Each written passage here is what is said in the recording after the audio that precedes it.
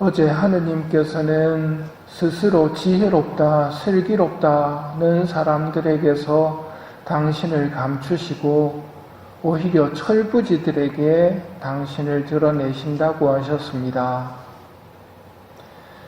우리가 하느님과 인간의 차이를 예를 들어 말해본다면 우리가 하느님을 이해할 수 있는 능력이 물 한 컵 정도라면 하느님은 바닷물 정도 된다고 비유로 설명을 합시다. 사실 하느님은 훨씬 더 크십니다. 우리 컵에 하느님을 다 담을 수가 없습니다. 우리 컵 안에 있는 하느님에 대한 지식이 틀린 것은 아니지만 그것만으로는 하느님을 다 담아낸 것이 아닙니다. 하느님을 왜 다 담을 수 없을까? 우리의 한계가, 능력이 한 컵밖에 안 된다는 것을 인정하고 겸손을 갖추는 게 지혜로운 사람의 모습입니다.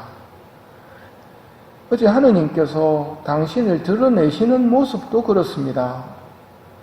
떨기가 불에 타는데도 그 떨기는 타서 없어지지 않는 모습으로 나타나십니다. 논리적으로는 모순입니다. 다 담을 수 없는 모습으로 나타나시는 이유는 하느님의 크심을 너희가 다 헤아릴 수 없다는 말씀을 전하시는 것이지요. 원래부터 존재하셨던 하느님입니다. 오늘은 나는 있는 나라고 설명하십니다. 그럼 우리는 뭘까요? 우리는 없었던 나입니다. 있는 나와 없었던 나의 차이점은 하늘과 땅만큼입니다. 우리는 그분이 창조하신 피조물이거든요. 이 한계를 분명히 알고 있는 사람이 겸손한 사람입니다. 이 한계를 모르면 시금방지게 하느님에 대해서 분석하고 해석하겠다고 달려듭니다.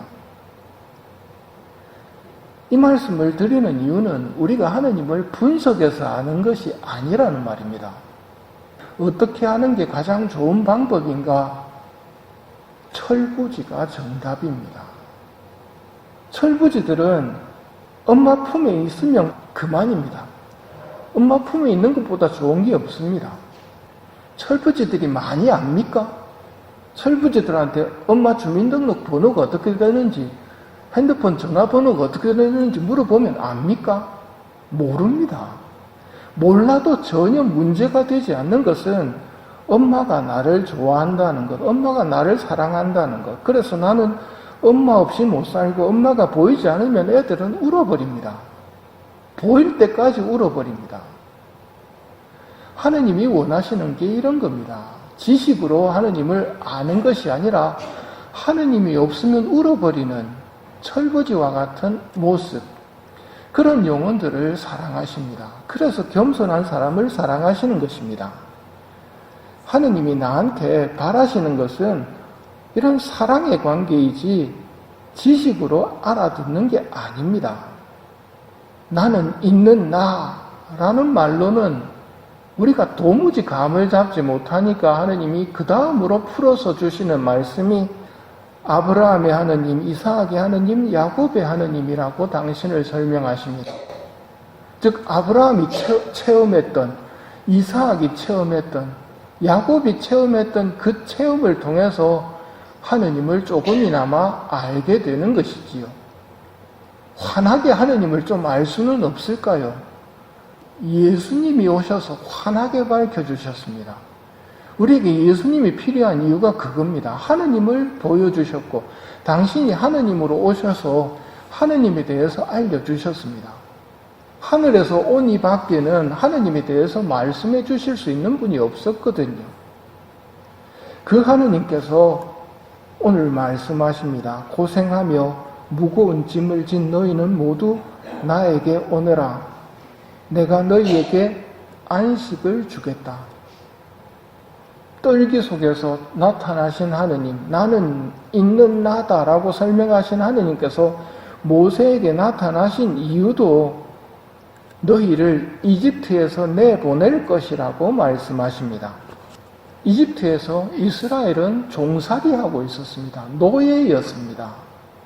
그런데 하느님께서 나타나셔서 이집트에서 나가게 해줄 거라고. 당시 최강대국이었습니다. 무슨 힘으로 나갑니까? 하느님 말고는 힘이 없습니다. 그게 우리에게 복음입니다. 이 삶도 마찬가지입니다. 이 삶 속에서 어떻게 우리가 하늘나라에 갈까요? 하느님, 예수 그리스도, 그분이 우리에게 길을 보여주셨습니다. 길만 보여주셨다면 곤란하겠지만 나를 따라오라고 하시면서 앞장서 가십니다. 그분을 따라가면 됩니다. 근데 한 가지 조건은 십자가입니다. 자기 십자가만 지고 오라고 말씀하십니다. 그것이 마지막에 어떻게 사용될지 지식적으로는 알 수 없지만 그게 필요하기 때문이고, 지고 간 십자가만큼 하늘나라에서의 영광이 돌아올 것은 분명합니다. 진복 8단에 그게 나타나 있으니 말입니다. 이 세상을 살아가면서 하늘나라가 없다면 그건 노예 생활입니다. 죽어야 할 삶을 사는 이유를 모르는 것이거든요. 죽으면 끝인데 왜 살아가야 하는가? 삶이 무의미해집니다. 하늘나라를 보여주신 예수님, 비로소 우리가 삶의 의미가 생기는 겁니다. 이 세상 고통이 의미가 있는 겁니다.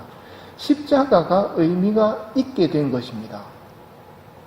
오늘 예수님께서 우리를 초대하십니다. 고생하며 무거운 짐을 진 너희는 모두 나에게 오너라. 내가 너희에게 안식을 주겠다. 아브라함의 하느님, 이삭의 하느님, 야곱의 하느님으로도 다 설명되지 않은 하느님을 예수님이 오늘 설명하십니다. 나는 마음이 온유하고 겸손하니 라는 말입니다. 하느님은 마음이 온유하고 겸손하십니다. 이 부분을 잘 새기셔야 하고, 그 다음 내 멍에를 메고 나에게 배워라. 하느님이 주시는 멍에는 분명 의미가 있고 가치가 있는 겁니다. 나중에 꼭 필요한 겁니다. 그러면 너희가 안식을 얻을 것이다. 정녕 내 멍에는 편하고 내 짐은 가볍다.